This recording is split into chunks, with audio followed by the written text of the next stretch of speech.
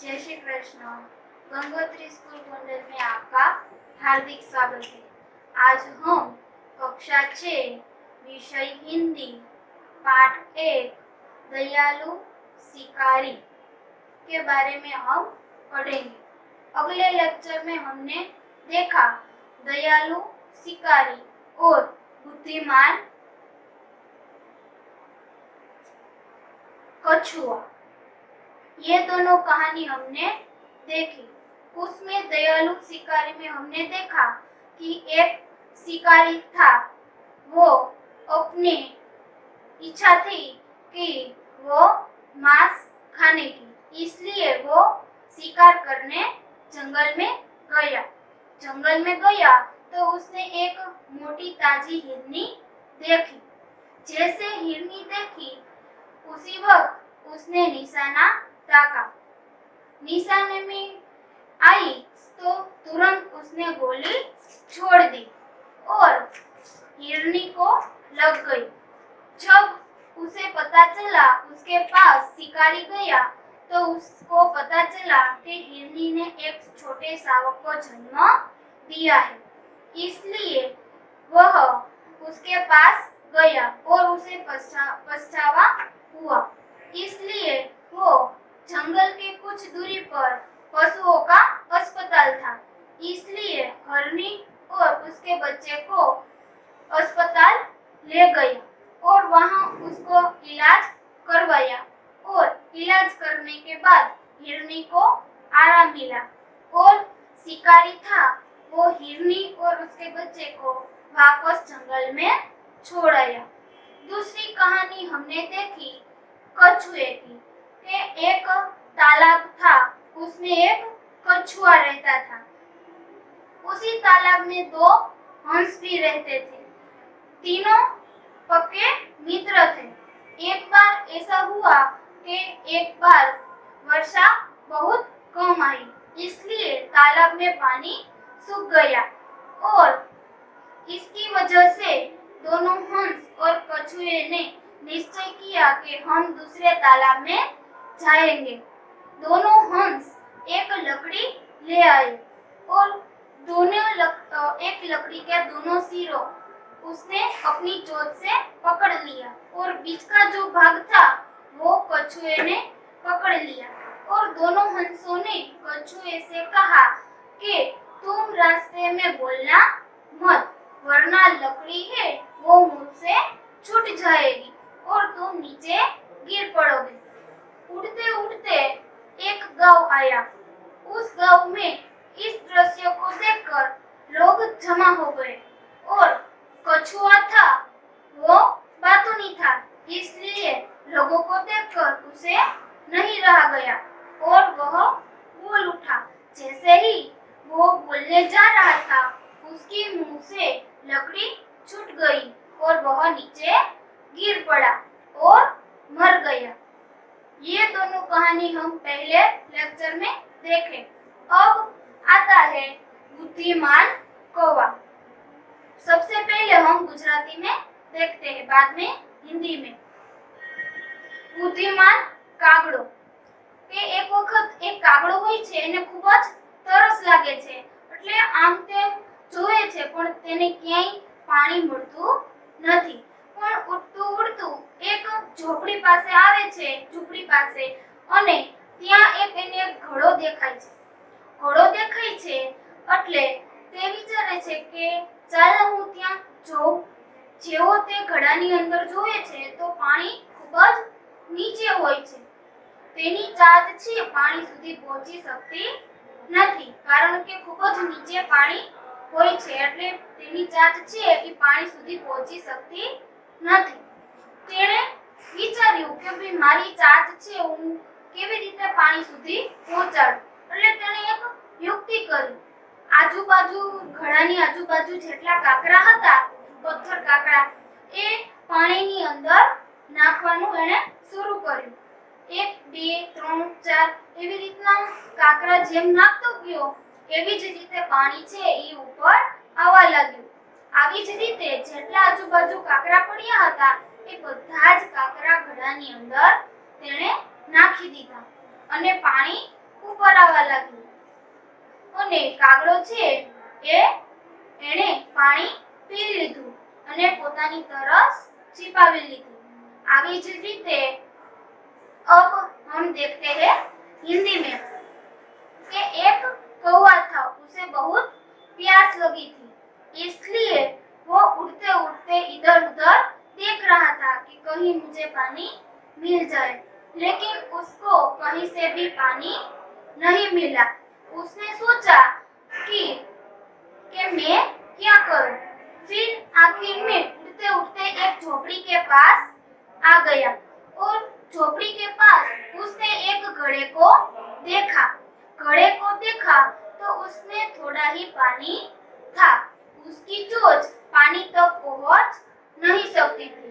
तो उसने सोचा कि मैं क्या करूं कि पानी तक मेरी चोंच पहुंच सके। इसलिए उसने एक उपाय सोचा। घड़े के आसपास जितने सारे कंकड़ पड़े हुए थे वो एक एक करके घड़े के अंदर डालना शुरू किया। फिर थोड़ा पानी ऊपर आया।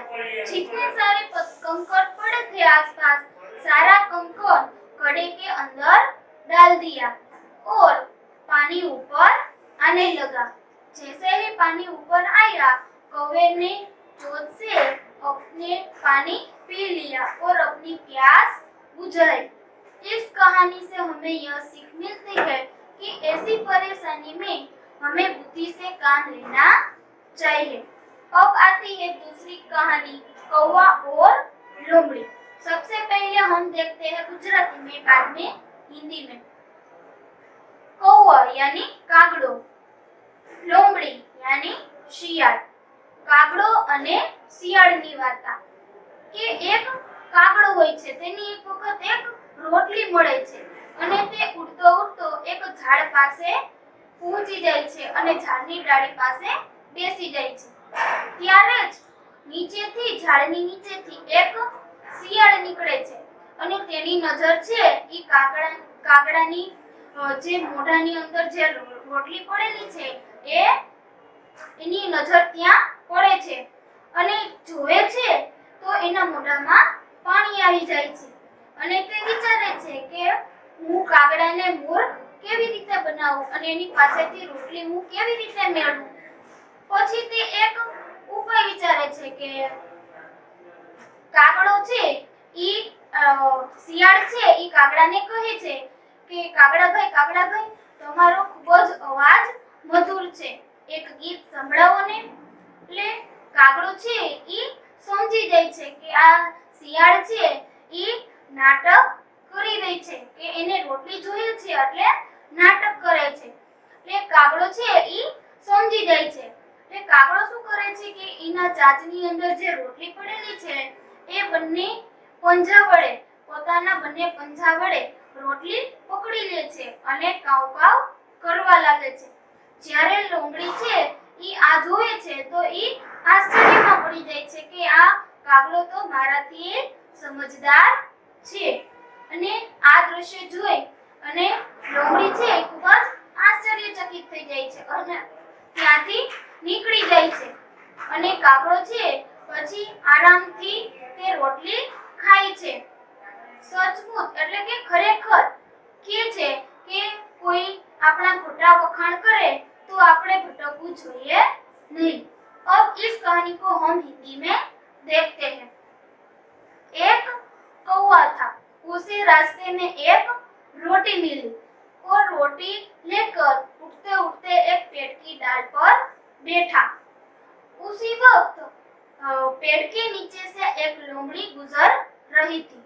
उसकी नजर कौवे की चोंच में जो रोटी थी उस पर पड़ी और लोमड़ी के मुंह में पानी आ गया। लोमड़ी ने सोचा कि मैं कौवे से ये रोटी कैसे लूं? तो लोमड़ी थी वो कौवे की वखाण करने लगी, कि प्रशंसा करने लगी कि कौवे भैया आप कितना मधुर गाते हो, मुझे आपकी आवाज मधुर लगती है, एक गाना सुनाओ। और कौवा था वो समझदार था।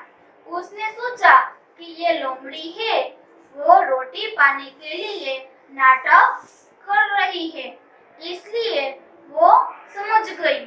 और कौवा था, वो अपनी चोंच में जो रोटी थी वो अपनी दोनों पंजों में पकड़ ली, फिर काव काव करने लगा।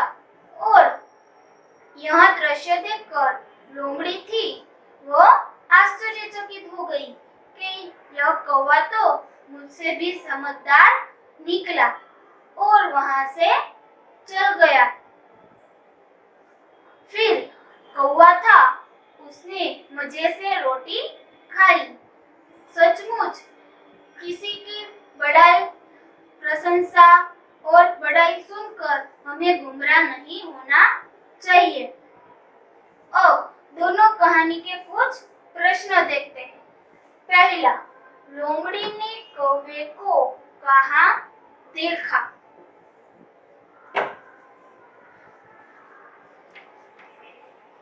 लोमड़ी ने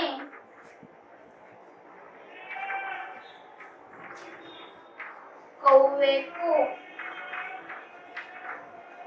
पेड़ की डाल पर देखा।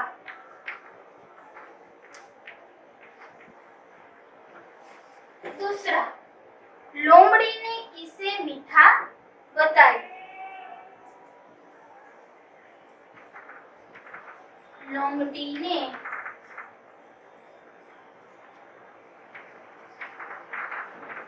कौवे की आवाज को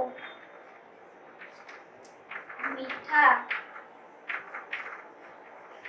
बताया।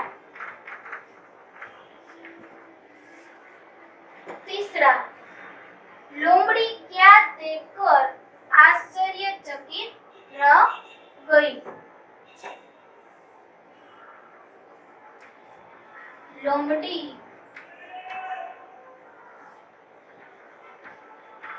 कौवे की समझदारी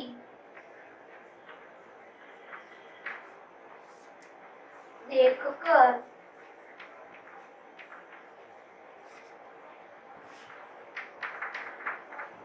आश्चर्यचकित रह गई।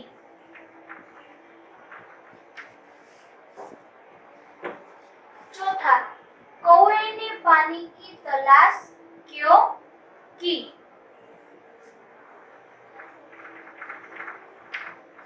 कौवे को बहुत प्यास लगी थी,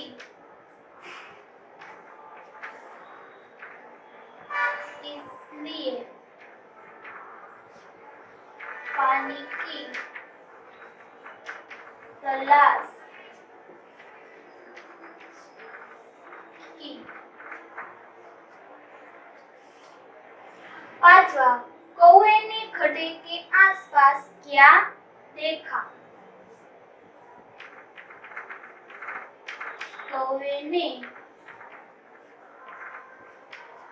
खड्डे के आसपास बहुत सारे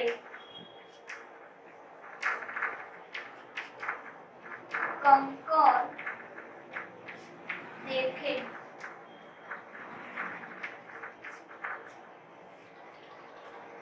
छठवा, खड्डे में कंकर डालने पर क्या हुआ? खड्डे में कंकर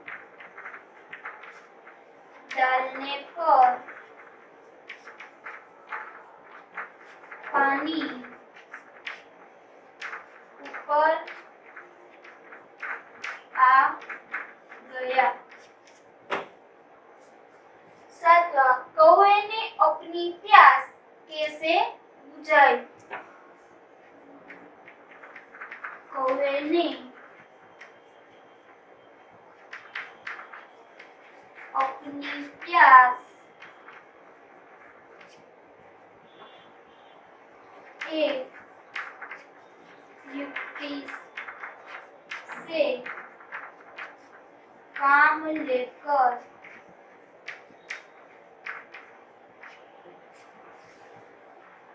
बुझाई।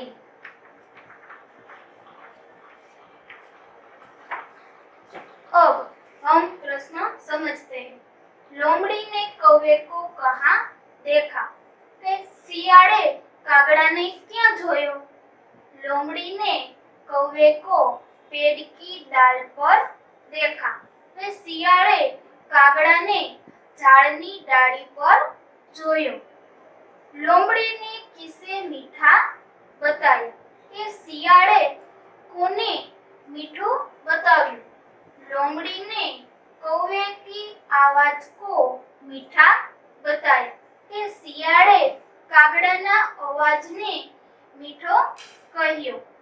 लोमड़ी क्या देखकर आश्चर्यचकित रह गई? शियाळ छे ए शुं जोईने आश्चर्यचकित થઈ ગઈ? लोमड़ी कौवे की समझदारी देखकर आश्चर्यचकित रह गई। शियाळ कागड़ानी समझदारी जोईने आश्चर्यचकित થઈ ગઈ। कौवे ने पानी की तलाश क्यों की? कागड़ाए पाणीनी तलाश એટલે કે શોધ્યું શું કરવાને પાણી? कौवे को बहुत प्यास लगी थी इसलिए पानी की तलाश की।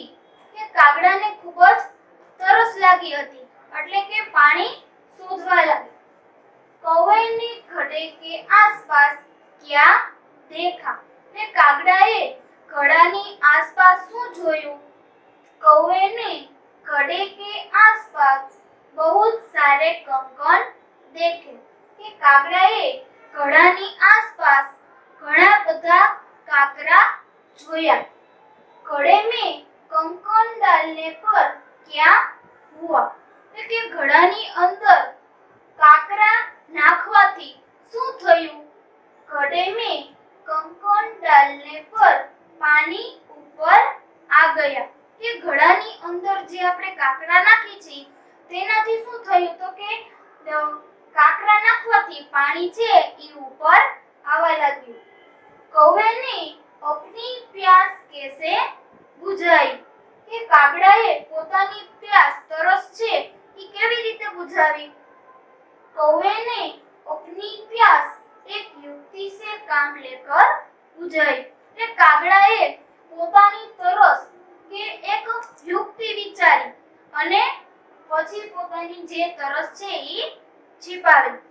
विद्यार्थी मित्रों, आपको ये चारों कहानी समझ में आ गई होगी और उनके प्रश्न भी समझ में आ गया होगा। ऐसा ही दूसरा कहानी लेकर हम फिर मिलेंगे। धन्यवाद।